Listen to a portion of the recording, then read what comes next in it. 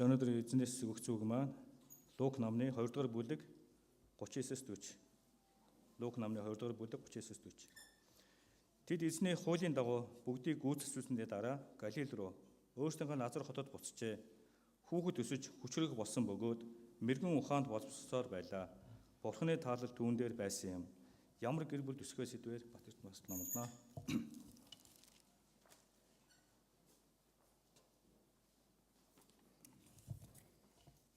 За бүгдээрээ сайн байцгаана уу? За тал өвн сайн байгаа юм байна. Тал өвн сайн байна уу? За бүгдээрээ сайн байгаад сайн байна. За өнөөдрийн бидэнд хэлэх Библийн үг Лук ном 2 дугаар бүлэг 39-40 дугаар ишлэгийг бид нэр дөнгөсөө хамтдаа харсан байна. Тэгэхээр өнөөдөр 9 сарын 2. Тэр нь юу гэсэн үг вөхөр өчигдөр 9 сарын 1 байсан байж таарна гэсэн утга. 9 сарын 1 байна гэдэг нь юу гэсэн үг вөхөр хичээл сургууль эхэлсэн гэсэн утга юм аа. Тэгэхээр өчигдөр болон өчигдрийг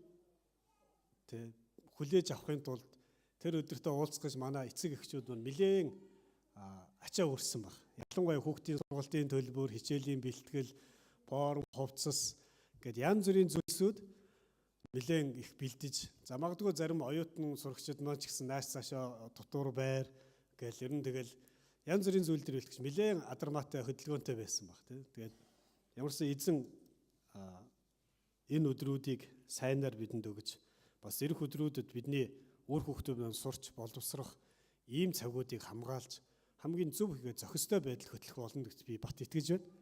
Амен. Таны бас хичээл зүтгэл нөрөх энэ юу гэдэг үр хүүхдийн төлөө зүтгэсэн энэ бүх зүйл чи хоосон байхгүй гэдэг бас итгэж байна.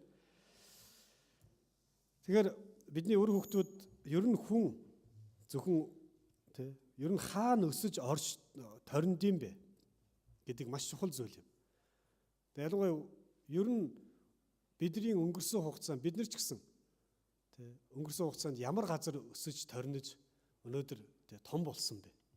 Бидний өсөж торнсон гэр орон маань магадгүй хамт олон маань ямар гэр орон, ямар хамт олон байсан бэ? Хүн болгонд өөр өөрийн дурсамжууд бий. Магадгүй өчигдөр хүүхд 9 сарын 1-ний хүүхд форм өмссөн хүүхд хараад өчигдрийн үйл явдлыг хараад зарим маань бас магадгүй өөрийнхөө 10 жилд байсныг, хүүхэд байсныг олон янзаар бас эргэн санаж магадгүй зарим нэг маань аав ээжигээ бас эргэн санах тэднийхээ бидний төлөөх хичээл зүтгэлийг бас эргэн сансан бас сайхан цагууд байсан баг. Ер нь хүн болгонд өссөн өөрийн орчин байдаг. Гэр бүл байдаг.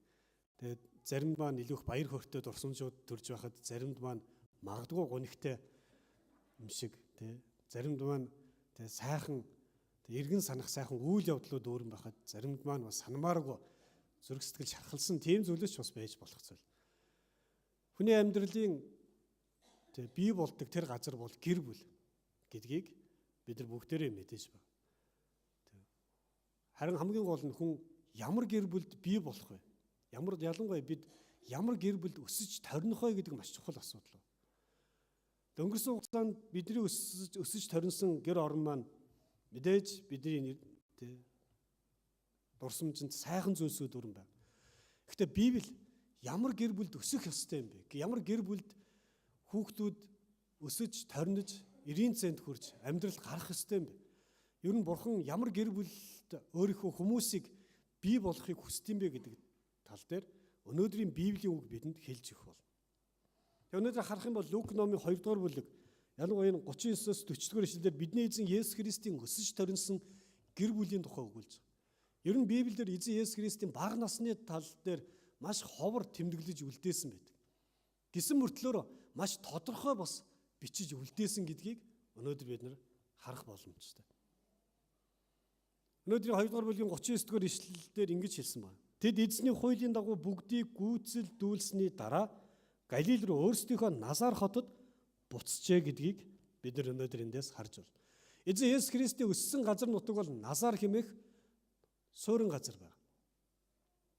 Өнөөгийн Иерусалим хотоос хойшоогоо үл ялэг 100 хойшоогоо 100 км-ийн шулуун замаар бол 100 км-ийн зайтай ийм газарт эзэн Есүс Христ өсөж торинсон гэдгийг бид нар мэдэх боломжтой. Эзэн маань хүн төрлөختний гим нүгэл тэднийг чөлөөлөхийн тулд шууд тэнгэрээс хүний биеийг өмсөд эсвэл юр бусын сүр жавхлантай ямар нэгэн супермен, ямар нэгэн мен болон бууж ирлгүүгээр харин сул дорой хүний махан бие яг л хүүхэд адил, яг л хүн яаж төрөн, ямар мэдрэмж, ямар орчинд өсөн тойрных хөст яг л тийм замыг тийм туулан тэгээд өөрийн авралын ажлыг гүйцэлдүүлсэн ба. Өнөөдрийн түүний төрсөн газар харах бол Назар хэмээх хотод суурин газар төрсөн. Тэгснээр Назарын Есүс гэдэг нэрээр нэрлэгдэн Библиэлд илүү тод тэмдэглэгдэж үлдсэн байдаг. Харин түүний өсөж байх үед түүний оршиж байсан, түүний тэр үед байсан нийгэм нь ямар шуган нийгэм байсан бэ гэдэг маш чухал байна. Тэр үеийн нийгмийн ойлголт, тэр үеийн нийгмийн бүтэц, уур амьсгал нь яг л Библиэлд хэлсэн шүүгчд үетэй адилхан гэж хэлсэн. Шүүгчдийн үе бол хүн болгон өөрийнхөө нүдэнд зөвийг үлддэг тийм цаг үе байсан. Тэгэхээр бид нар яагаад эзэн Есүс Христийн өсөж торинсон тэр үеийг яагаад шүүгчдийн үетэй адилхан юм бэ гэж үзэж байгаа гэхээр түүний махан биений ээж болох Мариагийн эзний өмнө дуулан магтсан магтаал хүндлэл нь яг л шүүгчдийн үед Самуэлийг төрөх үед түүнийг тээж төрүүлсэн Самуэлийн ээж болох Ханнагийн дуулалтай маш адилханаар дуулагдсан байдаг. Өөрөөр хэлбэл Мария Ханнагийн дуулалыг дахин давтан дуулснараа тэр цаг үе хийгээд тэр цаг үед өгөгдсөн эзний нэгүсэл өршөөлт, эзний гайхамшигтай ажилд хамтдаа зогсох итгэлийн хүний дуулалыг өгүүлснээр энэ цаг үе нь адилхан байсан гэдгийг бид нар мэдэх боломжтой юм. Тэгэхээр эзэн Есүс Христийг мэдлэх үед хүн болгон өөрийнхөө нүдэнд зөвийг үлддэг ийм үе байжээ. Уг нь хүний нүдээр харахад буруу зүйл биш л дээ. Хүн болгон өөрийнхөө нүдэнд зөвийг үлдэнэ гэдэг юу нь буруу байх вэ? Хүн болгоны философи өөр гэл ярьдаг шиг. Гэхдээ хүн болгон өөрийнхөө нүдэнд зөвийг үлдээд эхлэх юм бол энэ замбраавгүй байдал бий болдог. Энэ дээр эмх цэгцгүй байдал бий болдог. Хүн болгон өөрийн нүдэнд өөрийн бодолд зөв гэсэн зүйлийг үлдэх юм бол нийгэм самуурч эхэлдэг баг. Үүний хамгийн том илэрлэл нь ёс суртахууны доройтол бий болдог. Хэрвээ ёс суртахууны доройтол бий болох юм бол нийгэм тэр чигтээ эмх цэгцгүй байдалд, дэг журамгүй байдалд орж эхэлдэг. Энэ нь өөрөө эргээд хүний амьдрах амар тайван аюулгүй байдлыг эвдэж нурааж эхэлдэг. Тэгээд дайсагнал хийгээд үл итгэлцэл, худал хуурмаг гимнүүд яг хангалттай олон болдог гэсэн утга юм. Тэгэхээр эзэн Есүс Христийг мэдлэх үед нийгэм хэдийгээр ийм байсан боловч харин түүний өссөн гэр бүл нь ямар гэр бүл байсан бэ гэдгийг Библи өнөөдөр бидэнд ингэж хэлсэн байна. Өөрөөр хэлбэл тэд гэдэг нь эзэн Есүс Христийн гэр бүл, Йосеф болон Мариагийн гэр бүл. Тэд эзний хуулийн дагуу бүгдийг гүйцэлдүүлсэний дараа Галил руу өөрсдийнхөө Назар хот руу буцжээ. 39 дугаар ишлэлийг харах юм бол тэдний гэр бүлийн тухай ингэж тэмдэглэсэн байна. За тэдний гэр бүл нь ийм хөрөнгөтэй, ийм бахархалтай гэж ярилгүйгээр харин тэдний гэр бүлийн хийсэн зүйлийн тухай өгүүлсэн. Энэ нь юу гэж хэлсэн гэхээр тэд эзний хуулийн дагуу гэж хэлсэн ба. Тэгээ бүгдийг гүйцэтгүүлсэний дараа Галил руу явсан тухай. Тэр тэдний гэр бүл нэг зүйлийг хийдэг гэр бүл байсан бэ. Энэ нь эзний хуулийг буюу үгийг, үг буюу түүний хүслийг гүйцэлдүүлэн зогсдог гэр бүл байжээ гэдгийг Библиэс бид нар сурч болно гэсэн. Эзэн Есүс Христийн төрсөн тэр цаг үе нь хүн болгон өөрийнхөө нүдэнд дураар үлддэг замбраагүй байсан боловч харин түүний гэр бүл нь болохоор түүний өсөж торинсон гэр бүл нь Бурхны хууль буюу хүслийг бүрэн гүйцэд биелүүлдэг тийм гэр бүлд эзэн Есүс Христ өсөж торинсон байна. Бидний ихний сурж байгаа зүйл нь бидний гэр бүл Бурхны хүсэл, Бурхны үгийг гүйцэлдүүлдэг, дагдаг, тэгтээ бүрэн гүйцэд үйлддэг гэр бүл болох ёстой юм а. Ийм гэр бүлд бидний үр хүүхдүүд, бидний дараагийн үеийнхэн өсөж торних ёстой гэдгийг Библи бидэнд хэлж өгч байгаа юм. Ингэхдээ зүгээр л эзний үгийг хагас дутуу хаяа хүсснээр эсвэл өөрийнхөө нүдэн таалагдсан үед эсвэл завтай үедээ гэж хэлээгүй. Харин эзний хүслийг, эзний хуулийг бүрэн гүйцэд биелүүлдэг гэр бүл гэж хэлсэн ба. Бүрэн гүйцэд биелүүлдэг гэж хэлсэн. Таны гэр бүл ямар зүйлийг гүйцэлдүүлэн амьдрдаг гэр бүл бэ? Бид өнөөдөр өөрсдөөсөө асууж үзье. Хэрвээ манай гэр бүлийг тодорхойлох бол манай гэр бүл юу гүйцэлдүүлэн амьдрдаг гэр бүл бэ? Эзэн Есүс Христийн өсөж торинсон гэр бүл бол Бурхны хуулийн дагуу бүгдийг гүйцэлдүүлдэг гэр бүл байсан бэ. Харин бидний гэр бүл ямар гэр бүл бэ? Юу гүйцэлдүүлэн өнөөдөр хүртэл явж ирсэн бэ? Бид нар юу гүйцэлдүүлэх гэж өнөөдөр үр хүүхдүүдээс сургуульд сургаж, боловсрал эзэмшүүлэх гэж тэдний төлөө өр тавин, зээл тавин, төлбөрийг нь төлж, тэдний төлөө хүмүүсийн хэлдгээр хуруу хумсаа хуглан байж зүтгэн хичээлийнх нь хэрэгслийг бид нар бэлдэж байгаа. Юу гүйцэлдүүлэхийн төлөө бид нар өнөөдөр хүртэл бидний гэр бүл өнөөдөр юуны төлөө ингэлээ зүтгэсэн бэ?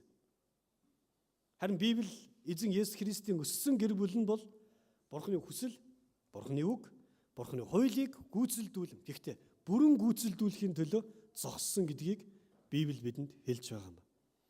Бидний үр хүүхдүүд,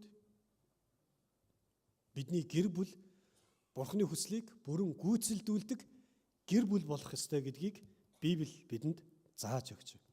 Тийм учраас дараагийн эсгүүд дээр энэ гэр бүлийн тухай илүү тодорхой тайлбарлаж өгтөө 41-ээс 51-р ишлэл хүртэл тэдний гэр бүл юу хийдэг байсан тухай товчхон дурдсан байна. 41-р ишлээс харах юм бол эцэг эхэн жил бүр алгаслын баяраар Иерусалим руу явдаг байв гэж хэлсэн. Тэр дээгүр өнгөрөх баяр гэсэн үг. Израильчүүдийн хувьд дээгүр өнгөрөх баяр бол маш чухал баяр байна. Энэ нь Бурхан тэдний дээгүр өнгөрч Египтчүүдийн гэрлөө орон тэдний Египтчүүдийн ууган болгоныг өхүүлсэн. Нэг талаас гамшиг шийтгэлийн өдөр боловч нөгөө талаас гамшиг шийтгэл тэдний дээр өнгөрч үл итгэсэн хүмүүсийн гэрлөө орон үр хүүхдийг нь авч явсан ийм аврал хийгээд шийтгэлийн тухай өгүүлдэг, сануулдаг баяр байна. Энэ баярыг Израильчуудад үргэлж нэг зүйлийг сануулдаг. Тэд нэгүслэр Бурхны ард түмэн болсон шүү гэдгийг сануулдаг баяр байсан. Харин эзэн Есүс Христийн гэр бүлийнхэн үүнийг жил болгон өөрөөр хэлбэл жил бүр тэмдэглэдэг байж. Тэгвэл тэмдэглэхдээ Назар хот нь Иерусалимаас хоошоо оршдог. Тэгээд Иерусалим хүртэл 100 км-ийн зайтай гэр бүл байна. Тийм зайтай тосхон суур байгаа. Тэгээд жил бүр 100 км тэд аялан явдаг байж. Жил болгон явдаг байсан бэ. Яах гэж жил болгон явдаг байсан бэ? Ашигтай болохоор шашны зан үйл үү? Үгүй. Нэг зүйлийг эргэн санахын тулд тэд юуны төлөө зогсож байгаа. Тэдний амьдрал хинээр удирдуулан амьдралд ямар утга учир байдаг хийгээд тэдний ард түмэн ямар нэгүсэл өршөөлийн дор оршиж байдгийг өөрсдөө тунхаглан ойлгох төдийгүй дараагийн үеийнхэндээ дамжуулан үлдээж сургахын тулд тэд нар жилд нэг удаа 100 км-ийн юу хийдэг байсан бэ? Аялал хийдэг байсан. Тэгээ аяллаа хийхдээ замдаа тайгар чулуу үзэл юу гэдгийг орхны хүрхрээч гэдэг юм уу? Эсвэл хөвсгөл нуураар гоё аялал ингэж явдаг гэсэн утга биш. Харин тэд нэр хаашаа явж байгааг бат мэдэж байсан, юунд хүрэх гэж яах гэж дагуулж явж байгаагаа мэддэг байсан ба. Тийм учраас эзэн Есүс Христ ийм гэр бүлд өссөн. Бурхны хүслийг бүрэн дүүрэн гүйцэлдүүлэхийн тулд энэ зүйл дээр баттай зогсох итгэлийг дамжуулж үлдээхийн тулд эзэн Есүс Христийн гэр бүл эзний үгэнд 100% итгэмжтэйгээр алхдаг байсан. Өнөө үед сүүлийн үед манай монголчууд их аялдаг болсон. Ялангуяа Монгол газар нутгуудаараа, аймаг сумдуудаараа гоё үсгэлэнтэй байгаль газруудаараа явдаг болсон. Мэдээж энэ чинь сайхан зүйл. Өдөө орон нутгаар явах шиг сайхан зүйл хаа байна. Агаар уснаас ахуулаад үнэхээр одоо өнөө үед хэлдгээр эко орчинд очих гоё л доо. Магадгүй тэгээд зарим нэг юм бүр бахархаж ирдэг. Манайхан жил бүр тийшээ явдаг гэл. Жил бүр тийшээ явдаг. Тэгээд жил бүр явахдаа яг яагаад бид нэр энэ жил бүр явж байгаа энэ зүйлийг гүйцэлдүүлж байгаа зорилго нь юу юм бэ? Магадгүй жил бүр явдаг газар маань очисон чи байхгүй болчихвол яана. Өнөөдөр тийм эрсдэл байна. Бидний жил бүр очдог нуур байхгүй болчих аюултай байна. Бидний жил бүр очдог бидний жил бүр очдог тэр гайхамшигтай үзэсгэлэнтэй газар нэг өдөр очиход ухаан ичихсан. хүн харахад амар болчихсон, тийм болчихсон аюултай үед бид амьдарч байгаа. Хэрвээ бид нар жил бүр яагаад явдгаа мэддэг бол тэр газар маань үлдэх боломжтой. Жил бүр бид нар яагаад энэ газар нутаг дээр оршин байгаа, яагаад итгэлээр амьдарч байгаа гэдгээ мэддэг бол энэ газар ус ухагдахгүй, сүрэхгүй, дампуурахгүй байх боломжтой. Харин юу гүйцэлдүүлэхийн тулд бид тийшээ явт юм бэ? Эзэн Есүс Христийн өссөн гэр бүл нь эзний хүслийг, эзний хуулийг, эзний үгийг бүрэн биелүүлж, бүрэн төгс биелүүлэхийн тулд явдаг гэр бүл байсан байна. Ийм гэр бүлд эзэн Есүс Христ өсөж торинсон байна. Амен. Тэр эзэн Есүс Христ өсөж торинсон гэр бүл нь нэг талаас Бурхны хуулийг үнэхээр биелүүлдэг гэр бүл байсан боловч нөгөө талд хүний нүдээр харах юм бол тэд нэр хүний хувьд бол ядмагхан гэр бүл байсан гэдгийг харж байна. Яагаад тэгэхээр тэдний хүүгээ өргөхдөө өргөсөн тахилыг нь харах юм бол 24 дугаар ишлэл дээр 2:24 дээр ингэхдээ эзний хуульд 2 хүүрзэг нь эсвэл 2 өсвөр тагтаа гэсний дагуу тахил өргөхийн тулд иржээ гэсэн. Өөрөөр хэлбэл хамгийн ядуу хүмүүс, Израилийн хамгийн ядуу хүмүүс нь тагтаа эсвэл хүүрзгэн гэдэг ийм жижигхэн амьтдаар тахил өргөдөг байсан. Харин боломжтой айлууд нь хонь, хураг, үхэр, юу эдийн бух ийм зүйлсүүдээр тахил өргөдөг байсан. Тэгэхээр энэ хоёр залуу маань ямар зүйлээр тахил өргөсөн гэхээр хамгийн доод хэмжээний өнөөгийн ярьдгаар хамгийн доод хэмжээгээр тэтгэврийнхаа мөнгийг төлдөг шиг хамгийн доод хэмжээгээр тахил өргөсөн. Энэ гэр бүл тийм баян гэр бүл байсан. Энэ хоёр залуу тийм их мөнгөтэй залуучууд байсан. Дөнгөж амьдрал нь эхэлж байсан хоёр залуу. Нийгэм нь ирээнтэй, бараантай, амжилт хийгээд ялалтанд очиход ер нь эргэлзээтэй. Израильд амьдраад амьдралаа дээшлүүлэхэд ер нь сонирхох, бараг найдвар байхгүй. Байр суурь олоход ер нь хэцүү. Ийм үед энэ хоёр залуу хүүтэй болон тэгээд тэр хүүгээ эзний өмнө эзний дагуу хүмүүжүүлж өсөж торниулахын тулд энэ хоёр Бурхны хуулийг дагахаар шийдсэн байна. Хэдийгээр мөнгө байхгүй боловч, хэдийгээр илбэг дэлбэг байх зүйл байхгүй боловч, хэдийгээр хүмүүсийн нүдэнд байр суурь олоогүй боловч хамгийн чухал зүйл дээр энэ хоёр залуу төвлөрсөн байна. Тэр нь Бурхны хуулийг бүрэн гүйцэд биелүүлэхийн тулд байсан байна. Өнөөдөр манайд ч гэсэн залуучууд маань гэр бүл болдог. Мэдээ залуу гэр бүл болсны дараа хамгийн том асуудал юу байдгүй гэхээр орон байрны асуудал байдаг. Тэгээд тогтмол цалинтай, найдвартай ажил хэрэгтэй болж байна. Өнөөдөр манай нэгэнд энэ зүйл үнэхээр шууд гараад тэгээ ажилд ороод энэ зүйлийг гүйцэлдүүлнэ гэдэг нэлээд бэрхтээ болсон. Ийм учраас залуу гэр бүлүүд юу хийдгүү гэхээр өр тавихаасаар аргагүй болно, зээл авахаасаар аргагүй болно. За эсвэл бүр гадагшаа ууж амьдрал ахуйгаа дээшлүүлэх хэрэгтэй болно. Янз бүрийн арга замаар хийдэг. Гэхдээ яг үндэ юу гүйцэлдүүлэхийн төлөө бид нэр тэдгэр залуучуудад ийм замыг зааж өгч, зөвшөөрч. Тэгээд энэ зүйлийг бид нэр дэмжиж байх юм бэ. Харин Библи ямар гэр бүлийг бий болгох ёстой. Тэгээд дараагийн үеийнх маань ямар гэр бүлд өсөх ёстойг бидэнд өнөөдөр заан өгч.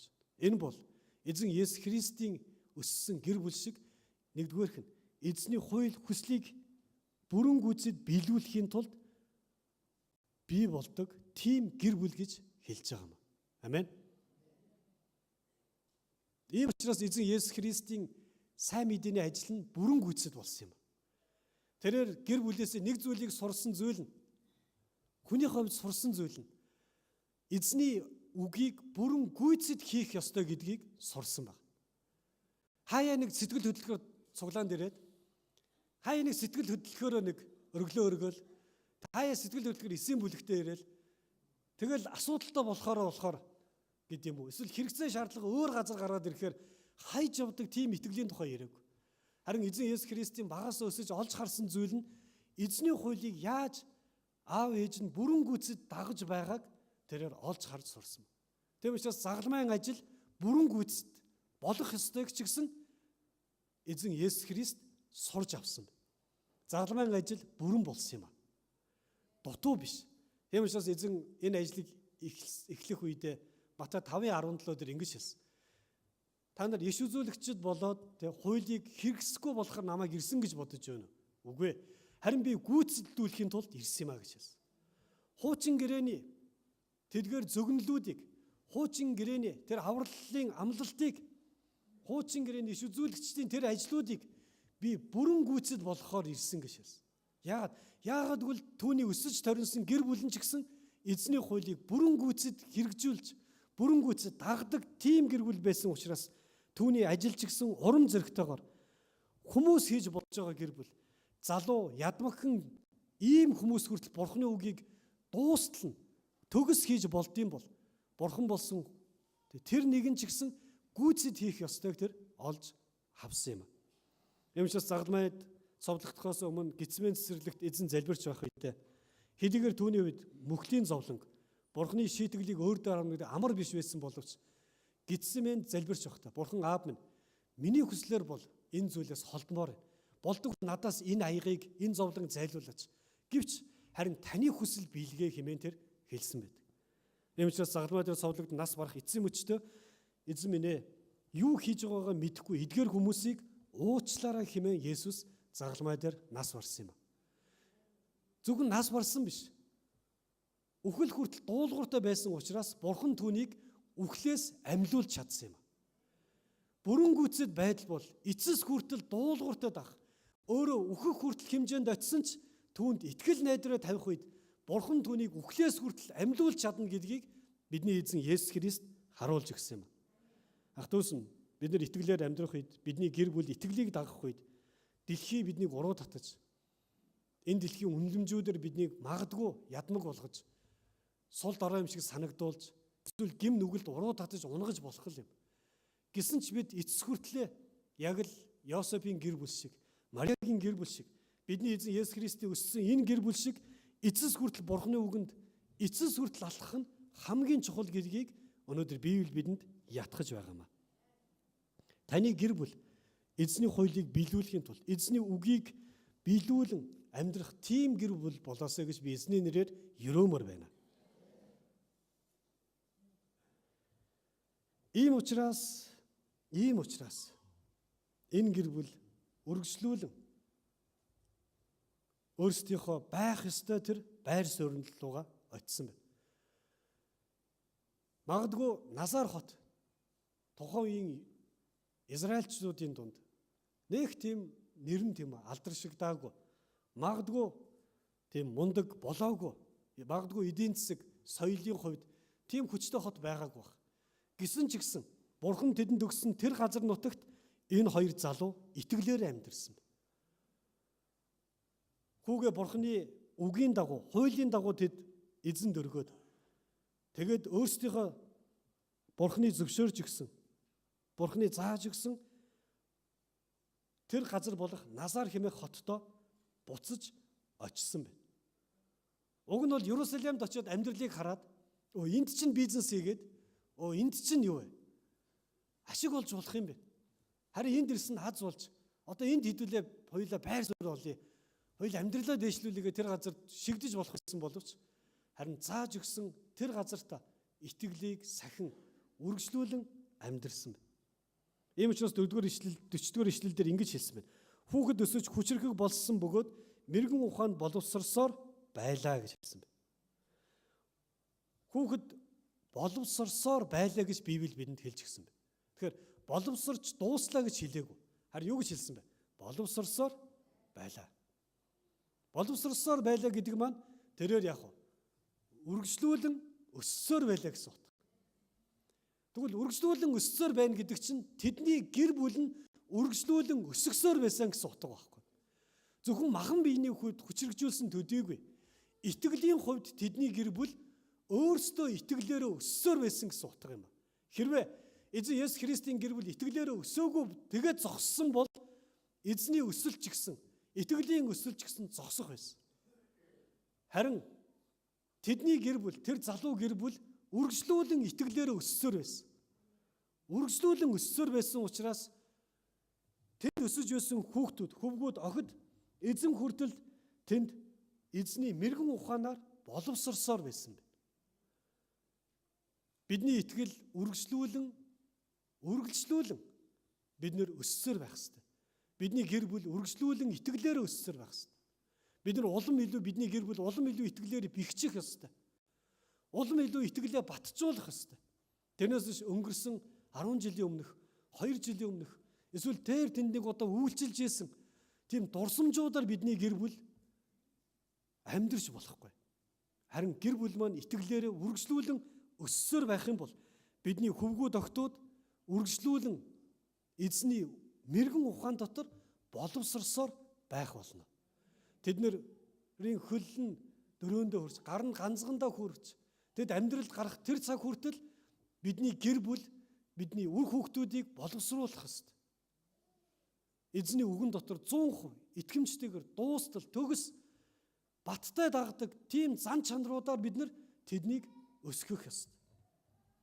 Учир нь сургаалт төгс намын 22 дугаар бүлгийн 6 дугаар ишлэлдэр тэдэнд явах ёстой замыг нь багаас нь баг байхад нь зааж өг. Хэрвээ тэгж зааж өгөх юм бол тэд нар өтөлсөн хойноо ч гэсэн энэ замыг орхихгүй гэж хэлсэн юм. Мэдээж хүн алдаанд орох үе байна. Гэм нүгэлд унах үе байна. Зарим үед ялагдаж, эсвэл уруу татагдаж, эсвэл сорилт бэрхшээлийг давж чадалгүй сэтгэлээр унах үе хүний амьдралд бүгд тохиолдох болно. Гэсэн ч явж байгаа замаасаа хазаахгүй, үргэлжлүүлэн явах нь хамгийн чухал байна. Хүн явж байгаа зам дээр бүдэрч ундаг үе байдаг. Явж байгаа зам дээр ядарч цөхрөх үе байдаг боловч харин замаасаа хазаахгүй байх нь хамгийн чухал байна. Энэ зан чанарыг хизээ сурт юм бэ? Үүнийг баг байхдаа гэр бүлээсээ сурт юм. Бидний гэр бүл өссөөр байна. Манай гэр бүл яг юун дээр өссөж байгаа вэ? Манай гэр бүл яг юун дээр өсөж байгаа? Намайг жаахан байхад тийм яриг би зөндөө сонсдог гэсэн. Социализм үеийн хүмүүс тэгж нийлдэг байсан гэсэн. Нэг чамдаантай, нэг 700-ийн ортой л нийлсэндээ л гэл их ярьдаг хүмүүс байдаг гэсэн. Нэг 700-ийн ортой нийлсэндээ гэл. Тэгээ 700-ийн орж байна уу? Эсвэл нэг чамдаанч байна уу? Ямар ч байсан хөрх юм 700-ийн ор чамдаа хоёр дээр нийлсэн байна. Тэгээ 700 ор чамдаа хоёр өсөж ингэж том болсоор байгаад байшин болсон байлээ, гэр болсон байлээ. Ямар ч байсан тодорхой хэмжээнд бид нар амьдрах, бид нар өсөж торнож, идэж ууж, тэгээ эрүүл мэнд амьдрч болох тийм зүйл болсон байна. Энэ бол ивэл юм. Яг тэдний минь хичээл зүтгэл, нөрөх, хичээл зүтгэлтэй амьдрсан учраас бид нар хоолтой хүнстэй амьдрах боломжтой байсан. Тэгвэл өнөөдөр бид нар итгэлийн хүмүүс бидний хувьд юун дээр илүү өсөж байгаа юм бэ? Мэдээж өнөөдөр нийлж байгаа залуу гэр бүлүүд арайш 700-ийн орон дээр нийлээгүй л. Гэхдээ ямар нэгэн байдлаар ихч бай, багч бай нийлсэн. Би бол их нэртэйг нэг хар үүргэвчтэй нийлснээс санд. Тийм 700 ор бол байгаагүй. Нэг хар үүргэвч байснаа бол санаж байна. Хар үүргэвчтэй байснаа санд. Гэхдээ одоо хүртэл миний гэр бүл яг үндэ одоо хүртэл бидний гэр бүл юун дээр өссөөр байгаа вэ? Бидний эдийн засаг өсөж байгаа сайн байна. Манай улс тодорхой хэмжээнд эдийн засгийн өсөлттэй байгаа.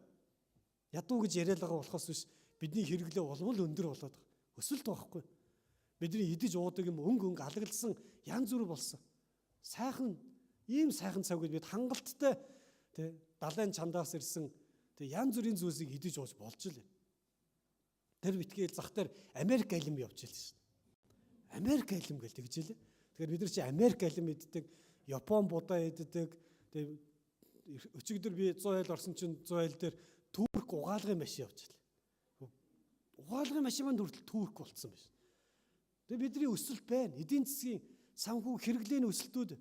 Гэхдээ яг үнэндээ бидний үр хүүхдүүд өсөж торних, итгэлийн хүний хувьд өсөж торних ямар зүйл дээр бид өссөөр байгаа юм бэ? Бид гэр бүл болсон цагаас бидний харилцаа хэр зэрэг өссөн бэ? Бидний хоорондын итгэлцэл хэр зэрэг өссөн бэ? Бидний хоорондоо байгаа харилцааны шудраг байдал, бидний ах дүүстэйгээ эсвэл нийгэмдээ, эсвэл улс үндэстэндээ харилцаж байгаа энэ харилцаа нь хэр зэрэг үнэн болж өрссөн бэ? Хэр зэрэг шудраг болсон бэ? Бид нар гэр бүл болсноос хойш хэр зэрэг улсдаа тогныхоо мөнгийг итгэмжтэй төлж ирсэн бэ? Бидний хүүхдүүд харж байгаа.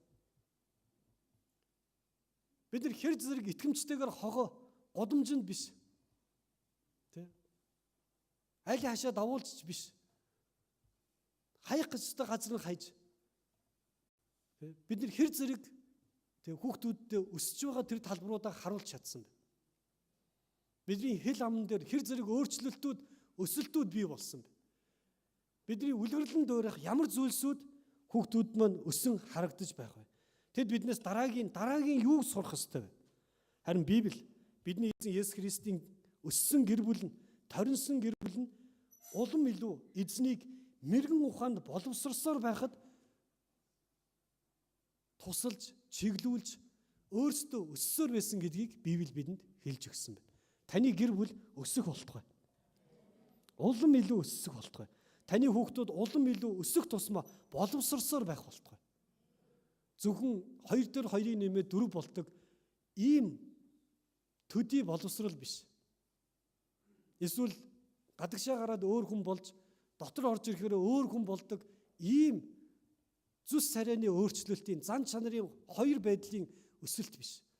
Харин эцэс хүртлээр үнэн бүрэн гүйцэд хийж чадах эзний хүслийг, түүний хүслийг гүйцэлдүүлдэг ийм зүйл дотор өсөөсэй гэж өрөмөр байна. Тэгвэл учраас 2 дугаарх нь боловсросоор байсан байна. Тэдний гэр бүл өссөөр байсан байна. Магадгүй санхүүгээр өссөн баг. Магадгүй боловсрал мэдлэгээр өссөн баг.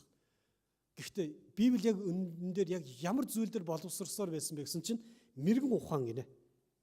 Мэрэгэн ухаанд боловсросоор байсан гинэ. Мэрэгэн ухаан гэж юу юм бэ? Библи бидэнд мэрэгэн ухаан гэж хэлэхдээ энэ бол алив зүйлийн амжилтанд хүрдэг залим их аргачлал, тактик, туршлага гэж хэлээгүй.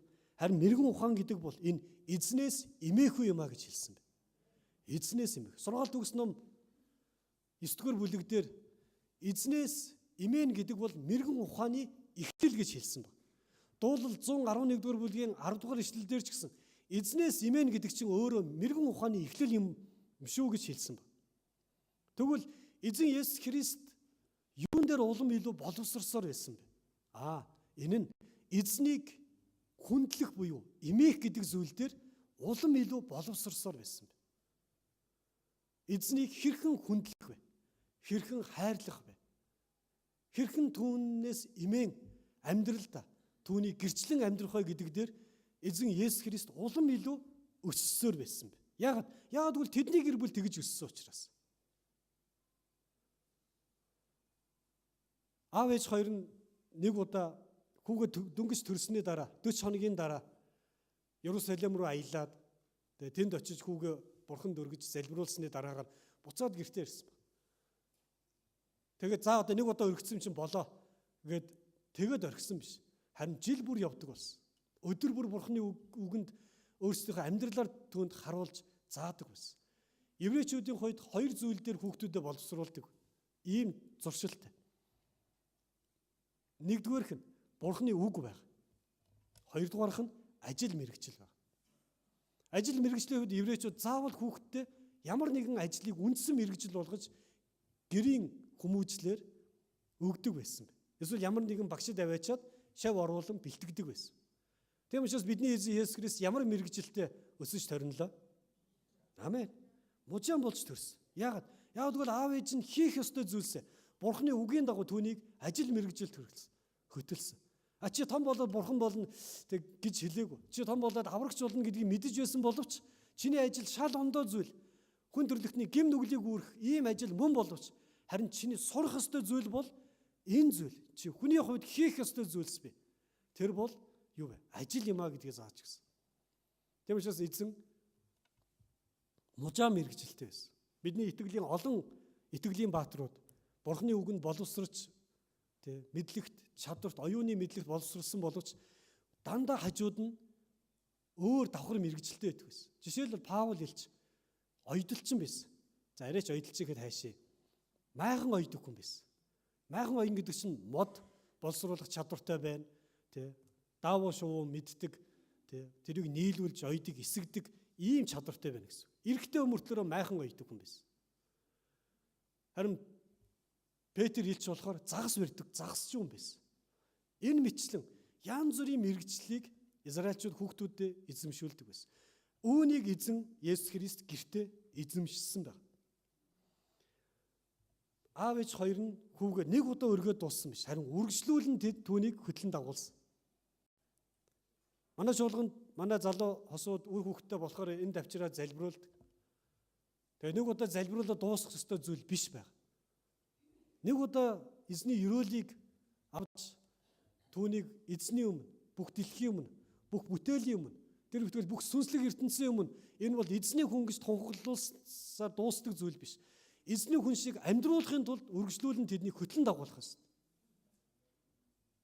Тэднийг багаас нь чуулганд явуул сургах хэрэгтэй. Ялангуяа өнөөдөр замбраагүй болцсон ийм нийгмийн үед өнөөдөр сургууль хүртэл хүүхдүүдийг боловсруулж хүмүүжил өгч чадахгүй болчихсон ийм цаг үед хүүхдүүд чуулганд ирж том хүмүүсээс үг сонсож эмх цэгц дэг журмад чуулган дотор суралцах хэрэгтэй. Чуулган бол хүүхдүүдийг хүмүүжүүлэх газар байхгүй. Ядаж ахмад хүмүүсээс хүнийг сонсож сурах хэрэгтэй. Үг сонсож сургах хэрэгтэй. Манай чуулганд хүүхдүүдтэй авчирдаг 11 цагаас мөргөл байдаг. Нялх хүүхдүүдэн дээр нялх хүүхдийн мөргөл бас хамтдаа хийдэг. Мэдээж тодорхой хэмжээ саатуулдаг боловч үнэндээ бол мөргөл хийж байгаа. Хүүхдүүд уйл тодорхой хэмжээд эхний өдрүүд уйлна. Мэдээж бол энэ цэцэрлэгч уйлдаг шүү дээ. Гэхдээ тэнд эзний тухай зааж яаж эзний дотор хүмүүс нэг нэгэнтэй харилцаж байгааг хүүхдүүд олж харах ёстой байхгүй. Яг үндэ энд зүгээр суулгаад байх ямар ч хэрэггүй.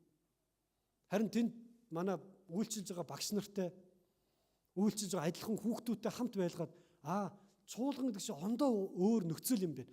Энд чинь эмх цэгц сурд юм байна. Дэг журам сурд юм байна. Ах захыг хүртэл мэддэм байх гэдгийг сурах ёстой газар байхгүй.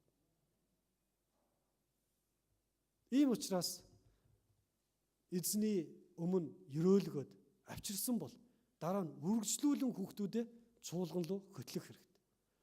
Гэхдээ энэ нь юуг сурж байгаа? Эзнээс эмээхийг сурж байгаа байхгүй. Эзнийг хүндлэхийг сурж байгаа байхгүй. Тэгвэл эзнийг хүндлэн гэдэг нь зүгээр л шашинны зан үйл сурж ийн гэсэн үг үү? Үгүй ээ, Библи юу гэж хэлсэн бэ? Сургаалт төгс номын 1:7 дээр энэ нь эзнээс эмээхүйн мэдлэгийн эхлэл юм а гэж хэлсэн байна. Мэдлэг гэдэг бол хүний мэдэх ёстой, боловсрох ёстой талбаруудын тухай ярьж байгаа. Харин эзнээс эмээх үед хүн өөрийнхөө ажил мэргэжил, дур сонирхол, хүсэл эрмэлзэл эдгээр зүйлүүдийг олж харах, эрүүлэр олж харах мэрэгэн ухааныг хүлээж авдаг гэсэн утга юм. Эзнийг хүндэлж сурсан хүн эцэг гэхээ хүндэлж сурхаасаар аргагүй болдог. Эцэг гэхээ хүндэлж сурсан хүн бусад хүмүүстэй харилцаа зөв болж эхэлдэг ба. Ийм учраас Христ итгэх итгэл нь хүмүүсийг төлөвшүүлж, өөрчилж эхэлдэг юм. Харин бид нар үүнийх нь өмнөр ороод бид нар өөрсдийнхээ арга замаар хийх гэж үздэг. Харин би таныг ятгамаар байна. Эзнээс эмээхүйг хүүхдүүдэд дамжуулж өг. Эзнээс эмээхүйг сурсан хүн нэг зүйлийг хийдэг. Сургаалт төгс ном. Ялангуяа энэ 8 дугаар бүлгийн 13 дугаар ишлэлдэр ингэж хэлсэн байдаг. Эзнээс эмээхүйн юу вэ? Хорон мөг, бузар мөг үзэн ядах явдал юм а гэж хэлсэн байна. Эзнээс эмээн гэдэг нь зүгээр л нэг Христийн шашны улаан пен болно гэсэн утга биш. Ямар нэгэн толгоогоо угаалгасан шашны панат болно гэсэн утга биш баг. Харин эзнээс эмээс сурах үед хүмүүс юу сурж эхэлдэг юм гэхээр гим нүглийг үзэн ядаж эхэлдэг. Хорон муухай зүйлийг үзэн ядаж эхэлдэг баг. Үнэн дээр бидний амьдарч байгаа нийгэм бол гим нүгэлт дуртай нийгэм байхгүй. Хэрвээ гим нүгэл гой өнгөтэй, гим нүгэл гой үзэмжтэй, гим нүгэл гой ашигтайгаар хурж ирэх юм бол өнөөдөр бидний эргэн тойронд хүмүүс түүнийг дуртай хүлээн зөвшөөрдөг баг. Оо гой юм бэ. Ашигтай юм бэ. Амархан хялбар юм бэ. Хийч яадий. Бусад хүмүүс тэгдэг штэ. Ямар хамаатай. Бүгдээрээ л ингэж яхад ганцаараа сонгоороод яадий гэл те. Айгу гой үг өөрсдөө зөвтгөж эхэлдэг. Тэгээ бүр түүнийг зөвтгөл өнөөдөр яадаг. Эр хүн найранд 3 юутай, юу наадамд юутай. Тэгээ эр хүн ууж барахгүй сурахгүй бол гэл. Тэгээ бүр гой үг ингээд тэгээ гим нүглийг ингээд гой үгээр хизээ хэн зохиосон мэддэхгүй. Архичин хүн зохиосон юм уу, аятайхан хүн зохиосон мэдэхгүй. Ямар ч байсан тэр үгнээс болж хүмүүс архинд орно гэдгийг л мэднэ.